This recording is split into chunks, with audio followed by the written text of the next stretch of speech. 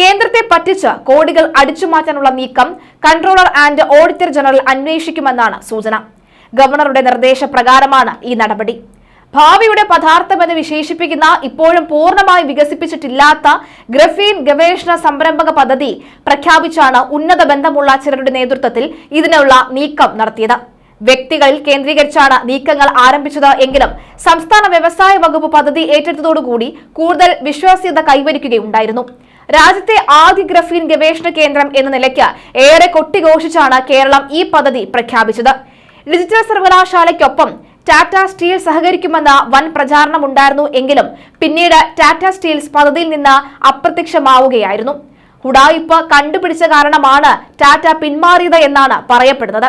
കേന്ദ്ര electronics information വകുപ്പും സംസ്ഥാന സർക്കാരും ചേർന്ന് ഗ്രഫീൻ അറോറ എന്ന് പേരിട്ട പദ്ധതിക്കായി 94 കോടി 85 ലക്ഷം രൂപയാണ് അനുവദിച്ചത്. ഇതിന് കേന്ദ്രം 37 കോടി 63 ലക്ഷവും സംസ്ഥാനം 47 കോടി 22 ലക്ഷവും അനുവദിക്കുമ്പോൾ സ്വകാര്യ വ്യവസായ സംരംഭകരിൽ നിന്ന് 10 കോടി സമാഹരിക്കാമെന്നും രേഖയിൽ പറയുന്നു. ഇതിനു പുറമെ പൊതു സ്വകാര്യ പങ്കാളിത്തത്തിൽ ഗ്രഫീൻ പൈലറ്റ് ഉൽപാദന കേന്ദ്രം സ്ഥാപിക്കാനായി 237 കോടിയുടെ മറ്റൊരു പദ്ധതിയും സംസ്ഥാന സർക്കാർ പ്രഖ്യാപിച്ചിരുന്നു. 2024-25 വർഷത്തിൽ പദ്ധതിക്കുള്ള ആദ്യഘട്ടമായി കേന്ദ്ര ഇലക്ട്രോണിക്സ് വകുപ്പ് മന്ത്രാലയം ഡിജിറ്റൽ സർവകലാശാല വഴി അനുവദിച്ച 3 കോടി 94 ലക്ഷം ചെലവഴിച്ചതിലെ പൊരുത്തക്കേട് ചൂണ്ടിക്കാണിച്ചാണ് vice chancellor doctor Ciza Thomas ഇപ്പോൾ ഗവർണർക്ക് കത്തെഴുതിയത്. 2023 ഓഗസ്റ്റ് 16 കേന്ദ്ര ഇലക്ട്രോണിക്സ് മന്ത്രാലയം ഗ്രഫീൻ അറോറ പദ്ധതിക്ക് ഭരണാനുമതി നൽകുമ്പോൾ അത് ലഭിച്ച Indian graphene engineering and innovation centre എന്ന കമ്പനി നിലവിൽ വന്നിട്ടില്ല. രജിസ്റ്റർ ഓഫ് കമ്പനീസിലെ രേഖ പ്രകാരം ഒക്ടോബർ 16 ഈ കമ്പനി നിലവിൽ വന്നിട്ടുള്ളത്. അതായത് ഇല്ലാത്ത കമ്പനിക്ക് ഭരണാനുമതി നൽകിയെന്ന ചുരുക്കം. എന്നാൽ പിന്നീട് ഈ ക്രമക്കേട് തിരിച്ചറിഞ്ഞ കേന്ദ്ര ഇലക്ട്രോണിക്സ് മന്ത്രാലയം തിരുത്തൽ ഉത്തരവ് പുറപ്പെടുവിച്ചു.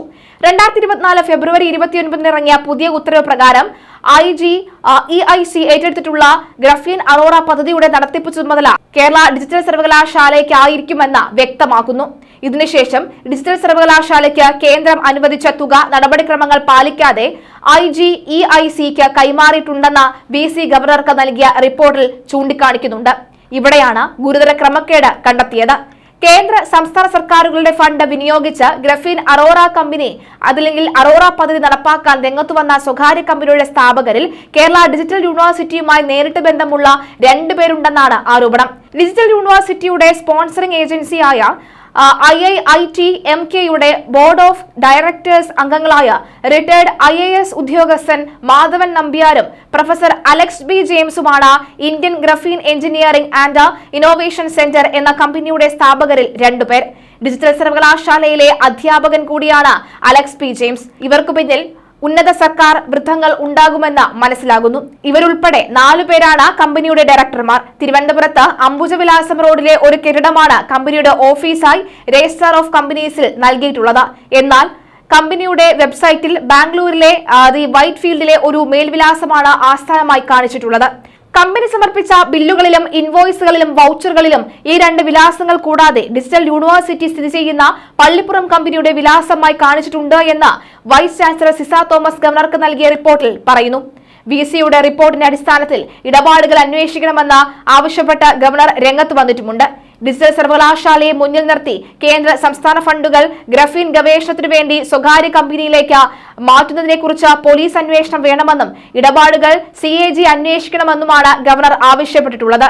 ഗ്രഫീൻ ഗവേഷണ സംരംഭം പദ്ധതിക്കായി കേന്ദ്ര ഇലക്ട്രോണിക്സ് മന്ത്രാലയവും സംസ്ഥാന സർക്കാരും ചേർന്ന് രൂപവൽക്കരിച്ച 94 കോടി 85 ലക്ഷം രൂപയുടെ ഫണ്ട് EICക്കാണ് ആദ്യം അനുവദിച്ചത്.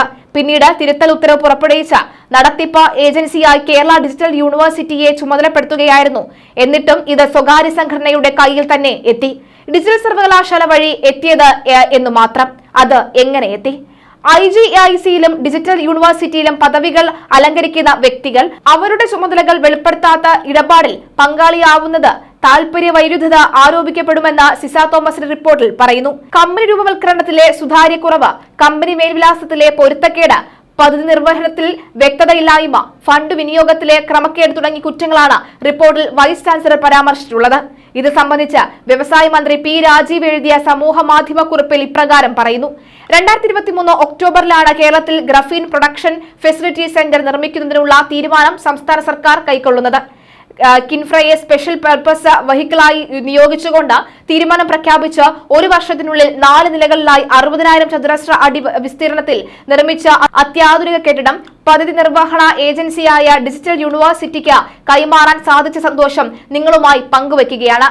ഗ്രഫീൻ എന്ന അത്ഭുത വസ്തുവിനെ ലോകം പരിചയപ്പെട്ടത് തുടങ്ങിയ ഘട്ടത്തിൽ തന്നെ ഈ മേഖലകളിൽ കേരളം വലിയ ചുവടുവെച്ച് കഴിഞ്ഞിരിക്കുന്നു.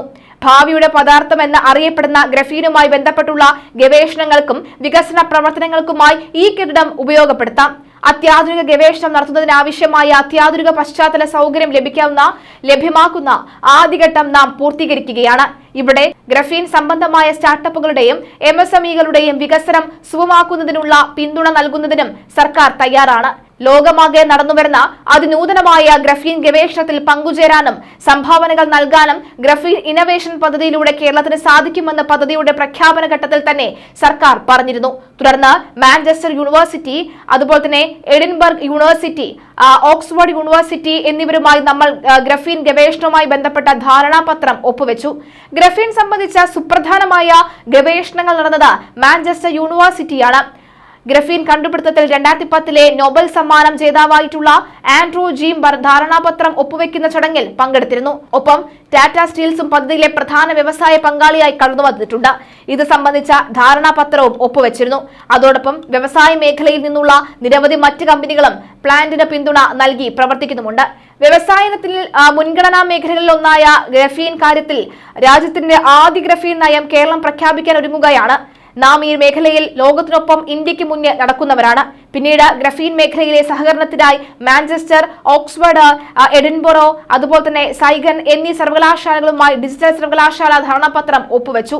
മുഖ്യമന്ത്രി പിണറായി വിജയന്റെയും വ്യവസായ മന്ത്രി പി രാജീവിന്റെയും സാന്നിധ്യത്തിലാണ് ധാരണാപത്രം അന്ന് ഒപ്പിട്ടത്.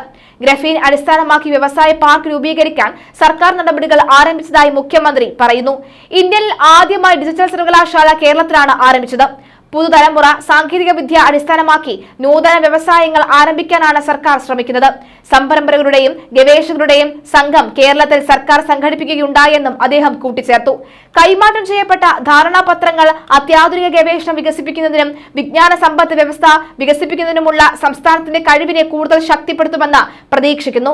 ഗ്രഫീനായി ലോകോത്തര ആവാസ വ്യവസ്ഥ നിർമ്മിക്കാനാണ് കേരളം ഉദ്ദേശിക്കുന്നത്. അതുപോലെ തന്നെ നാനോ ടെക്നോളജിയുടെ വികസനത്തിലും ഗ്രഫീൻ പോലെയുള്ള ഭാവി സാമഗ്രികളുടെ വികസനത്തിലും ഏർപ്പെട്ടിരിക്കുന്ന ഓർഗനൈസേഷനുകളെ പ്രോത്സാഹിപ്പിക്കുമെന്നും മുഖ്യമന്ത്രി പറഞ്ഞു. മികവിന്റെ കേന്ദ്രങ്ങൾ സ്ഥാപിക്കുന്നതിലൂടെ പ്രായോഗിക ഗവേഷണത്തെ പിന്തുണയ്ക്കുന്നതിനും കേരളത്തിലെ ഉന്നത വിദ്യാഭ്യാസ ഗുണനിലവാരം ഉയർത്തുന്നതിനും സാധിക്കും. പോസ്റ്റ് ഡോക്ടർ ഫെലോഷിപ്പുകൾക്ക് പ്രത്യേക ഗ്രാന്റുകൾ നൽകി ഗവേഷണത്തിലെ പ്രതിഭകളെ പ്രോത്സാഹിപ്പിക്കുന്ന സമീപനമാണ് കേരളം സ്വീകരിക്കുന്നത്. ഡിജിറ്റൽ സാങ്കേതിക വിദ്യകളിലെ വിജ്ഞാന വ്യവസായങ്ങൾക്ക് പിന്തുണ നൽകുന്നതിനായി സർക്കാർ സർവകലാശാലയോട് ചേർന്ന ഒരു സയൻസ് പാർക്കും സ്ഥാപിക്കും. ഡിജിറ്റൽ സയൻസ് ആൻഡ് ടെക്നോളജികളിൽ ഗവേഷണവും വികസനവും നടത്തുന്ന ഒരു പ്രധാന സ്ഥാപനമെന്ന നിലയിൽ ഡിജിറ്റൽ സയൻസ് പാർക്ക് വികസിപ്പിക്കാനുള്ള ചുമതല ഡിജിറ്റൽ സർവകലാശാലയെ ഏൽപ്പിച്ചിട്ടുണ്ടെന്നും മുഖ്യമന്ത്രി വ്യക്തമാക്കി.